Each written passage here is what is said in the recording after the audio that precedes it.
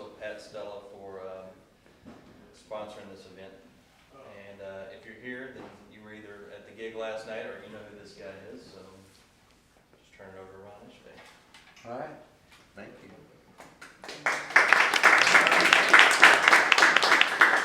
Well, just what Nashville needs, another guitar player. Your calendar, yes, we do. Well, I don't know, we'll see.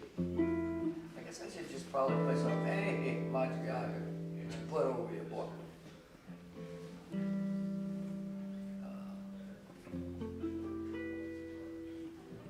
I'll just play some. I've just been doing this for about exactly 10 months because I fried all of this. It's no good anymore, so bear with me.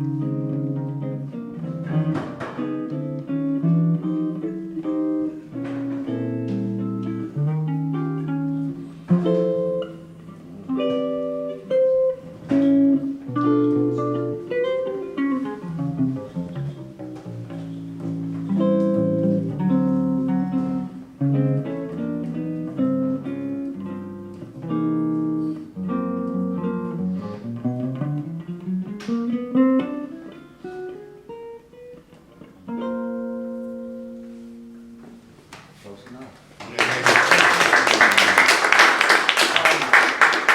Maybe I should play something that you might be a little more familiar with, like some real book, a real book. Stella by Starlight, right? Everybody knows that. You know what? That towel of mine, I left it in my case, and I'm slipping and sliding. Grease ball.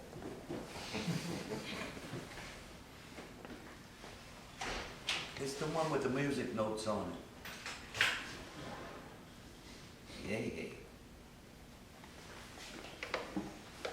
Thanks.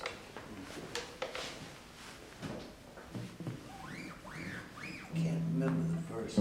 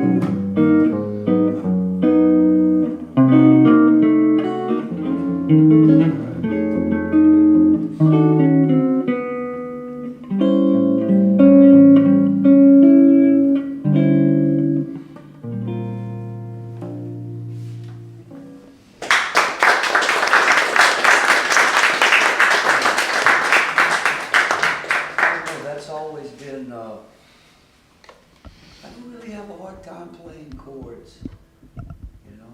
It's like I can play chords. I play anything with chords. I have a hard time with single notes, you know? And I think what that's about is hearing, I always hear everything relative. I don't have perfect pitch, but I have really good relative pitch. So any note you play, I know it's a fifth, a fourth, a third, a second, a flat nine, whatever, I can play, you know, if I need it. So if I play like, you know,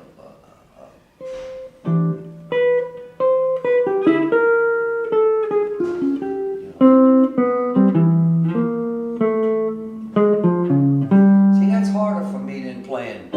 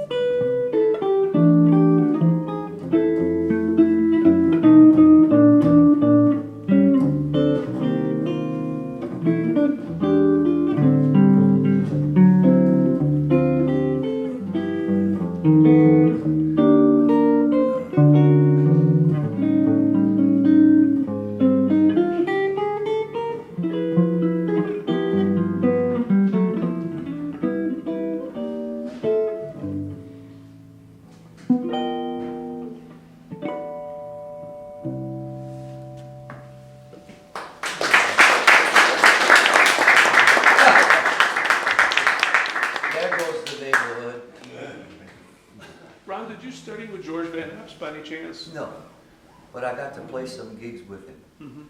you know. I studied with everybody, I just have the records, you know. And I had a very good teacher, Paul Goma, my classical teacher at Loyola in New Orleans. So he took very good care of me, left hand, right hand, all of that stuff, you know, so. But I was playing, you know,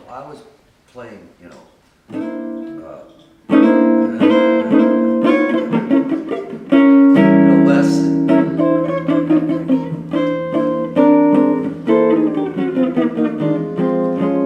I was playing that when I was like 16 years old, you know.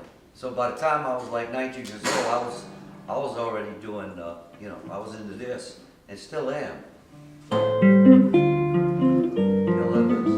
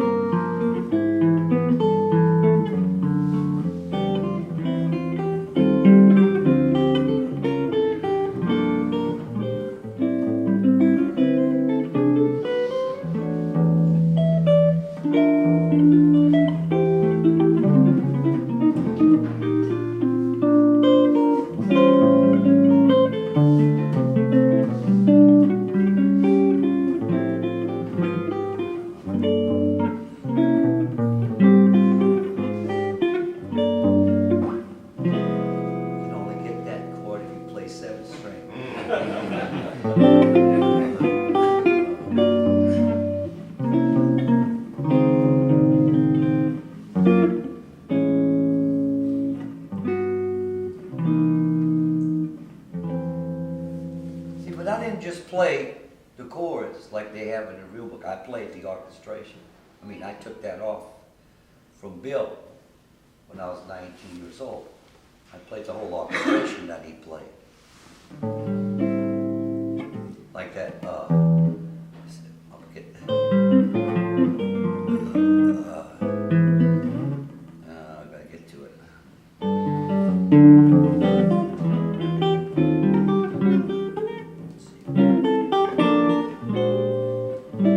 This is what he played verbatim. That little line there.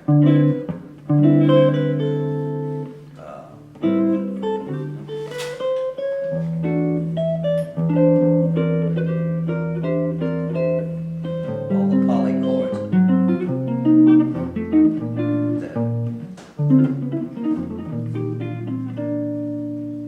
Try that. That ain't easy to hold that down and play that, you know. Bass note's still ringing, just like it did on the piano when I took it off, you know. So when you copy stuff from guys, this is just not good enough to get the song. That should be automatic. You should know the song. But you're not doing yourself any good unless you get the orchestration.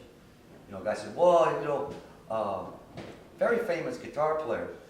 You know, and I tell him that story about playing piano. And I'm not going to say who he is because you guys all know him. And he said, oh yeah, that's what I did. And I said, you know, what I want to tell him is that, how come you don't sound that way? You know what I mean? It's like, yeah, you did that like I was a cowboy in the Old West. You know, I mean, it's a whole different story from playing just the bar harmony or really playing the music, the orchestration. You know, so you really need to dabble with that. You know, like one of my favorite guitar players, to go back and hear, if I'm listening to anybody, I love Wes. You know, but Wes is not going to do anything for me here. not gonna do anything for me because harmonically I was there.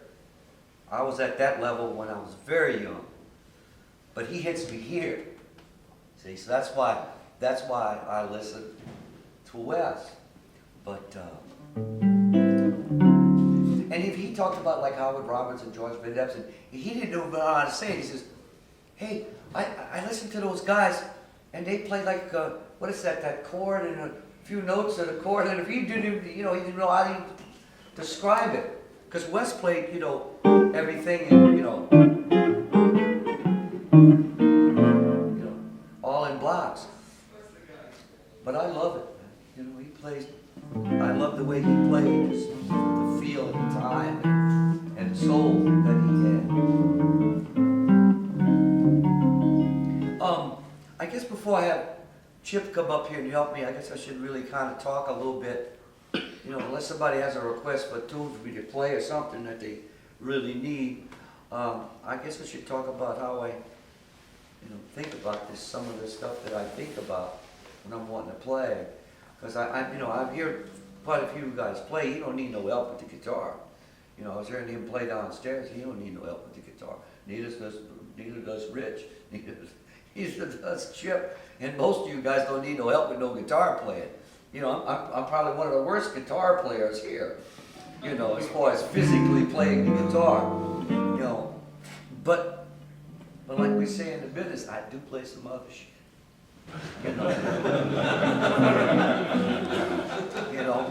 So I do, anyway.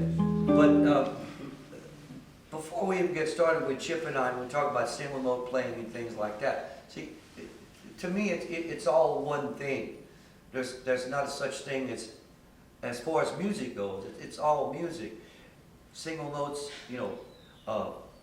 scales, arpeggios, chords.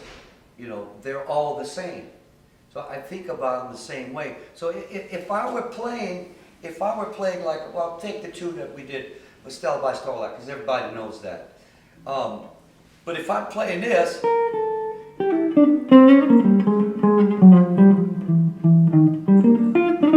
okay, so I'm playing over the change. But what's going in my head is I got about 3 or 4 other lines going,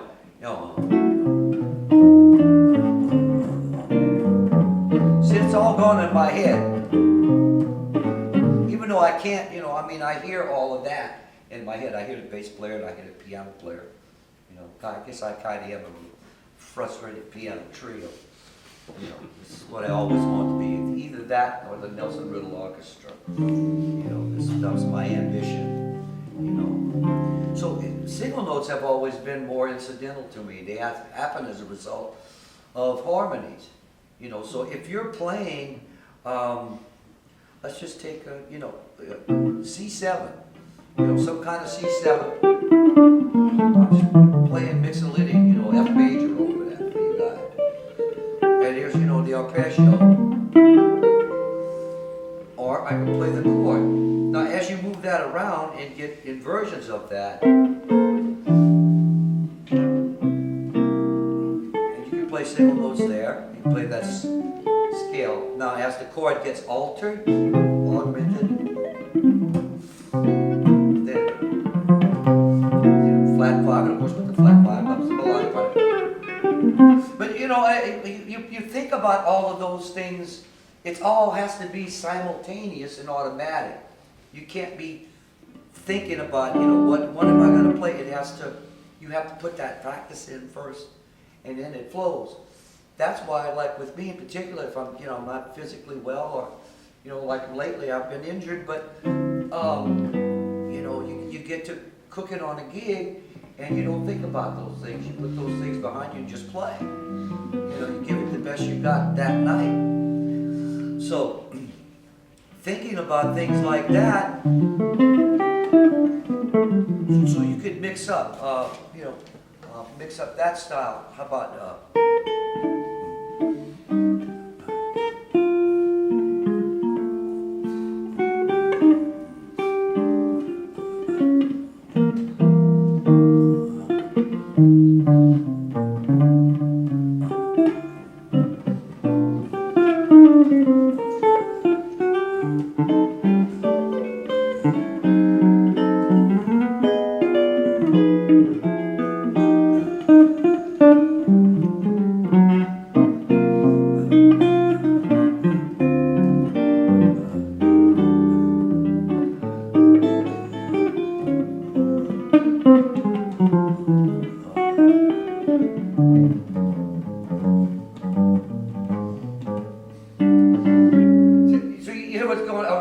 arpeggio, play scale, you know, play a chord, and you can give the listener enough. Howard Roberts used to talk about that, you know, it's like, even if you don't play the melody, the listener will play it for you. I remember, you were talking about George Van Epps. I was very blessed to be able to play with him last few years of his life, and we became pretty good friends. In 1994, the first West Coast Jazz Festival, 2 guitar players there, and I got to spend a whole weekend with George, you know, my mentor, and it was wonderful. He was a beautiful cat, man, and he used to do things like that, and of course there's lots of stories about him. He was a character, you know. He holds the Guinness Book of World Records for the smallest working steam engine. You know, George was a genius. He could go to Harvard and talk to engineers over there who have their doctorates already, you know, and things like that. And so, like, music just was one thing he was a genius at. But he was a very nice man and a very funny man. I remember when I walked into the green room one night at the festival, and he had his guitar up on the chair like this, and he looks up and he says, "Hey, Ron." I said, "Yes, George." He says, "You know, I figured it out." He says, "What?" I said, "What's that, George?" He says, "I just can't play one note at a time." You know? And I said, "Thank God, George, somebody can't play one note at a time." Anyway, he was such